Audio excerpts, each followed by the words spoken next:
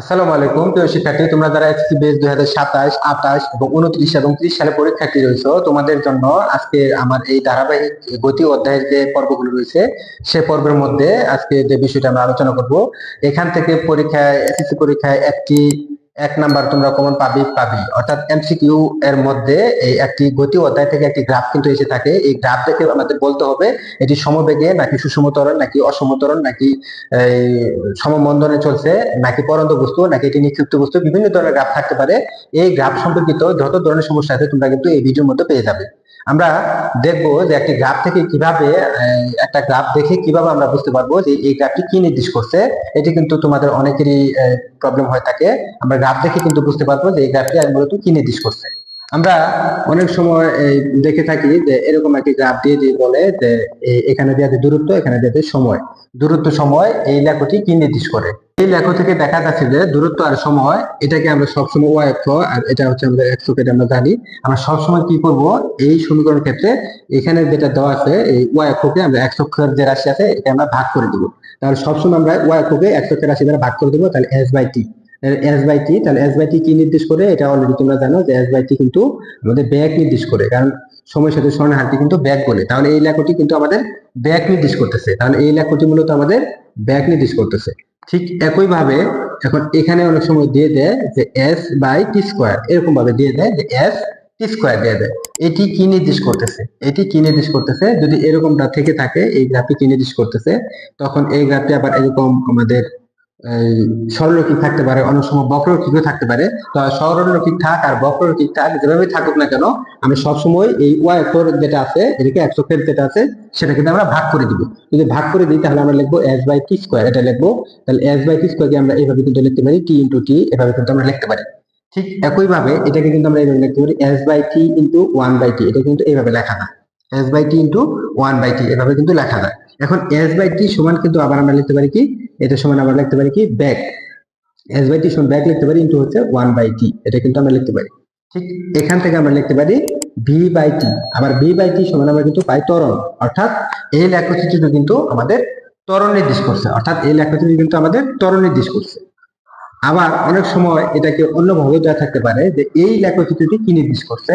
আমরা যদি দেখি যে এই লেখচিত্রটি কি নির্দেশ করছে, এখানে দেওয়া আছে ব্যাগ, এখানে দেওয়া আছে সময়, এই লেখচিত্রটি কি নির্দেশ করছে।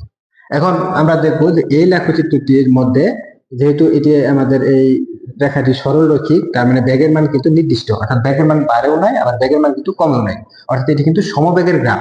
অর্থাৎ এটি কি নির্দেশ করছে, এটি কিন্তু হচ্ছে সমবেগ নির্দেশ করছে। সময় চলে যাচ্ছে কিন্তু ব্যাগের কোনো পরিবর্তন হচ্ছে না, এটি কিন্তু সমবেগ নির্দেশ করছে। এটাকে আমরা এইভাবে দেখতে পারি, এই রেখার ঢাল, এই রেখার যে একটা ঢাল রয়েছে এই ঢাল থেকে কিন্তু আমরা নির্ণয় করতে পারি। এই রেখার ঢাল হচ্ছে কিন্তু শূন্য, এই রেখার ঢাল কিন্তু শূন্য, এই রেখার ঢাল শূন্য। আমরা জানি যে এক্স অক্ষের ধনাত্মক দিকের সাথে এক্স অক্ষের ধনাত্মক এক্স অক্ষের ধনাত্মক দিকের সাথে যে কোণ উৎপন্ন করে সে কোণের ট্যানজেন্টকে মূলত ঢাল বলে, অর্থাৎ ঢাল মানে হচ্ছে মূলত ট্যান থিটা, ঢাল মানে হচ্ছে কি ট্যান থিটা। তাহলে এটা কিন্তু আমরা জানি। এক্ষেত্রে এটা এক চোখের ধনাত্মক দিকের সাথে থিটা কোণ উৎপন্ন করেছে, কিন্তু এটি কিন্তু এক চোখের ধনাত্মক দিকের সাথে কিন্তু কোনো কোণ উৎপন্ন করে নাই, এই জন্য এই রেখার ঢাল কিন্তু শূন্য। অর্থাৎ আমরা মনে রাখবো যে থিটা এর মান যদি আমাদের থাকে তাহলে ঢাল শূন্য নয়, আর থিটা এর মান কিন্তু এক্ষেত্রে শূন্য হয়ে গেছে।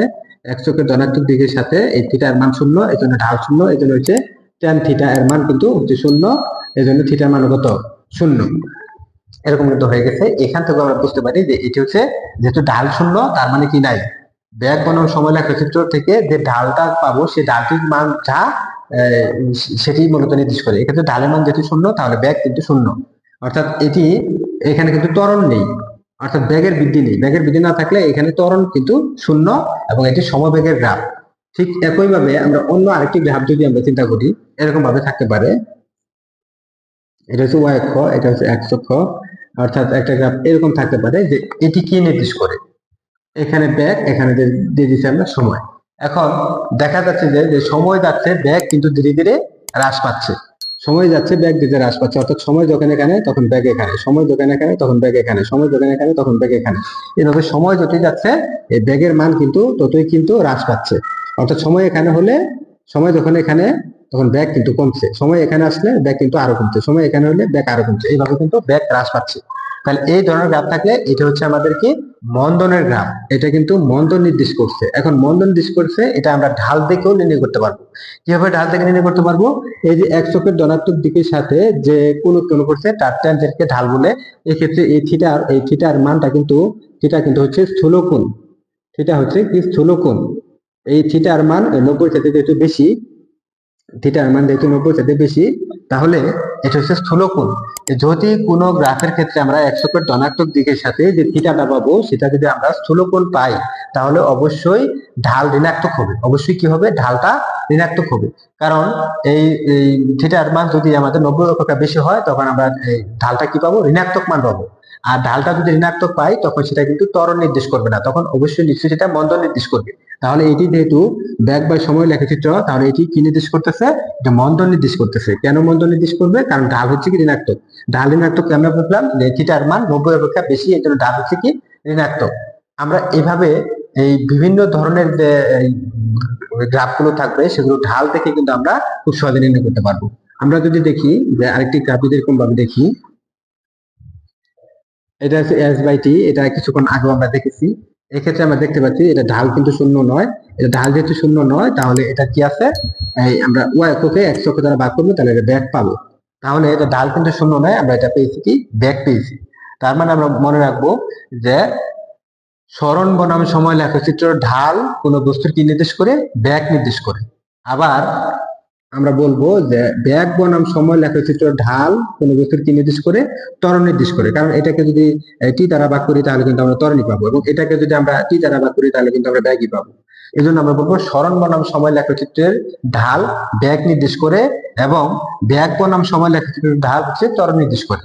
এভাবে আমরা ঢাল দেখবো, ঢালটা ধনাত্মক না ঋণাত্মক। ঢাল হচ্ছে দুই প্রকার, একটা ধনাত্মক ঢাল আর একটা হচ্ছে ঋণাত্মক ঢাল।